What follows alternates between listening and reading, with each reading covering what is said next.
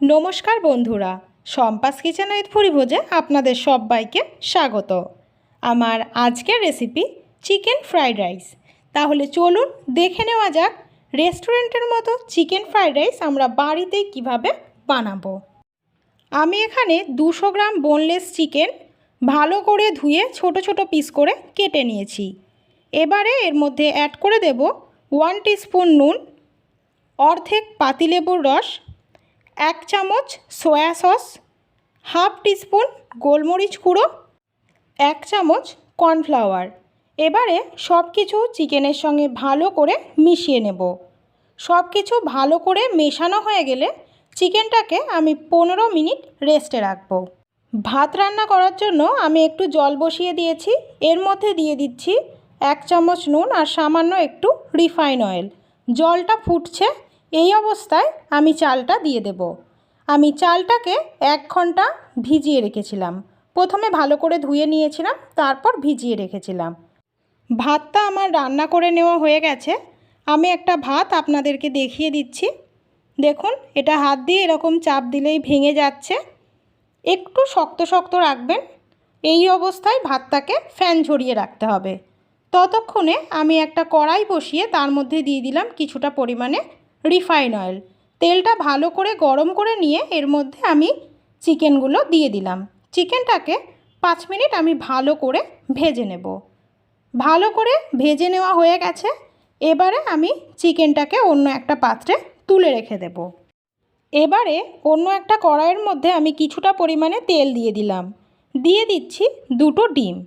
ডিম দুটোকে একটু আমি ভেঙে দিচ্ছি। এবারে এর মধ্যে অ্যাড করে দিচ্ছি সামান্য নুন আর সামান্য গোলমরিচ গুঁড়ো। নুন আর গোলমরিচটা ভালো করে ডিমের সঙ্গে মিশিয়ে ডিমটাকে ভেজে নেব। ডিম দুটো ভেজে নেওয়া হয়ে গেছে। এবারে ডিমগুলোকেও অন্য একটা পাত্রে তুলে রেখে দেব। ওই কড়াইয়ের মধ্যেই দিয়ে দিচ্ছি আরও কিছুটা পরিমাণে রিফাইন অয়েল। আমি এর মধ্যে কিছুটা পরিমাণে বাটার ব্যবহার করছি। আপনারা চাইলে সম্পূর্ণটাই তেল দিয়ে করতে পারেন। আমার কাছে বাটার ছিল, তাই আমি ব্যবহার করেছি। এবারে এর মধ্যে দিয়ে দিচ্ছি একটা মিডিয়াম সাইজের পেঁয়াজ কুচি। পেঁয়াজগুলোকে এইভাবে ছোট ছোট করে কেটে নিতে হবে। পেঁয়াজগুলো একটু নাড়াচাড়া করে দিয়ে দিচ্ছি মিহি করে কুচিয়ে রাখা আদা আর মিহি করে কুচিয়ে রাখা রসুন। আদা রসুন আর পেঁয়াজটাকে আমি 1 মিনিট ভেজে নেব।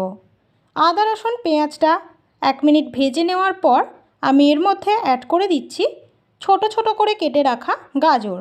গাজরটাকেও আমি 1 মিনিট তেলের ওপর নাড়াচাড়া করে এর মধ্যে অ্যাড করে দিচ্ছি মটরশুঁটি। মটরশুঁটিগুলো একটু নাড়াচাড়া করেই দিয়ে দিচ্ছি পেঁয়াজকলি। পেঁয়াজকলিগুলোকে আমি এইভাবে কেটে নিয়েছি। এবারে এর মধ্যে অ্যাড করে দিচ্ছি সামান্য পরিমাণে নুন আর দিয়ে দিচ্ছি 1 চামচ সয়া সস। সয়া সস আর নুনটা দিয়ে সবজিগুলোকে আমি একটু ভেজে নেব। সবজিগুলো ভেজে নেওয়া হয়ে গেছে। এবারে আমি এর মধ্যে অ্যাড করে দিচ্ছি আগে থেকে ভেজে রাখা চিকেন। চিকেনটাকে সবজির সঙ্গে একটু মিশিয়ে নিচ্ছি। মিশিয়ে নিয়ে এর মধ্যে অ্যাড করে দিচ্ছি হাফ টিস্পুন গোলমরিচ গুঁড়ো। এবারে চিকেন আর সবজিগুলোকে আরও 3 থেকে 4 মিনিট আমি ভেজে নেব। সব কিছু ভালো করে ভেজে নেওয়া হয়ে গেছে। এবারে আমি এর মধ্যে ভাতগুলো দিয়ে দিচ্ছি। ভাতগুলো এইভাবে ছড়িয়ে দিয়ে দিচ্ছি। এই সময় গ্যাসের ফ্লেমটা কিন্তু অবশ্যই লোতে রাখবেন, না হলে নিচের সবজিগুলো পুড়ে যেতে পারে। এবারে সবজির সঙ্গে ভাতটাকে ভালো করে মিশিয়ে নিচ্ছি। দেখুন, সব কিছু ভালো করে ভাতের সঙ্গে মিশিয়ে নেওয়া হয়ে গেছে। এবারে আমি এর মধ্যে অ্যাড করে দিচ্ছি 1 টিস্পুন নুন আর দিয়ে দিচ্ছি 1 টিস্পুন গোলমরিচ গুঁড়ো। এবারে নুন আর গোলমরিচ গুঁড়োটা ভালো করে ভাতের সঙ্গে একটু মিশিয়ে নিচ্ছি।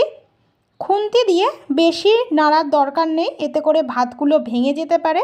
এইভাবে কড়াইটাকে একটু ঝাঁকিয়ে নিয়ে যদি ভাতের সঙ্গে সব কিছু মিশিয়ে নেওয়া হয় তাহলে সেটা আরও ভালো হবে।